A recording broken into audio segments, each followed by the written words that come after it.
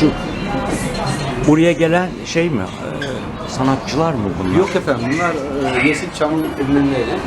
Ha, burayı ziyaret mi ettiler? Hayır efendim, onlar öldüler çünkü. Hayatım. Şimdi Konya'da Meram şeyine git, Sakıp Sabancı'dan tut da ta Süleyman Demirel'e kadar. Sen Konya mısın? Hayır, Konyalı değilim. Konyalı değilim ama yani Edirne'ye git, Edirne'nin meşhur ciğercileri var. Yok abi, bunlar biz nostalji olsun diye artık geldik. Ben de zannettim buraya geldiler, ziyaret ettiler. Yok abi. Yoksa benim fotoğrafı da koydurturacaktım buraya. Tamam, oldu. Teşekkürler. Ben teşekkür ederim.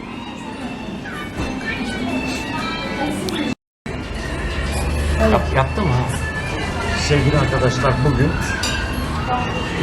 17 Temmuz 2026 günlerden de Cuma. Şu anda Antalya'da Muratpaşa Güzel Oba mahallesi demeyin de semtinde. Neydi? Burasının ismi? Kanatçı Diren restoranda, lokantada. Acıysa istemeyiz. Abi değişiyor, acı değil yani. Ha, Her biber aynı çıkıyor, ben size öyle diyeyim. öyle mi? Acı Tamam. mı derler? Şansıma. Ha, şansım.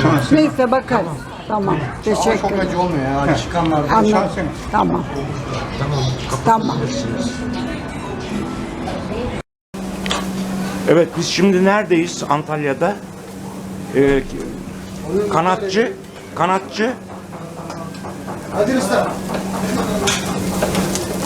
Kanatçı da bu. Kanatlar da bu.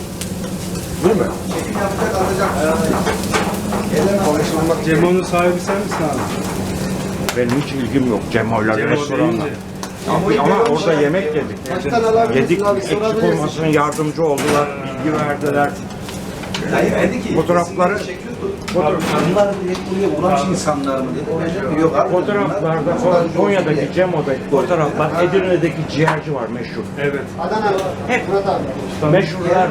Edirne'nin kendisi. Ciğerci onun arkadaşları. Seni çekebilir miyim yoksa almayayım mı?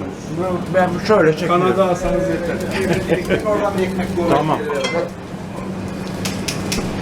Ustamı da çektim. Hayır. Kolay gelsin adam.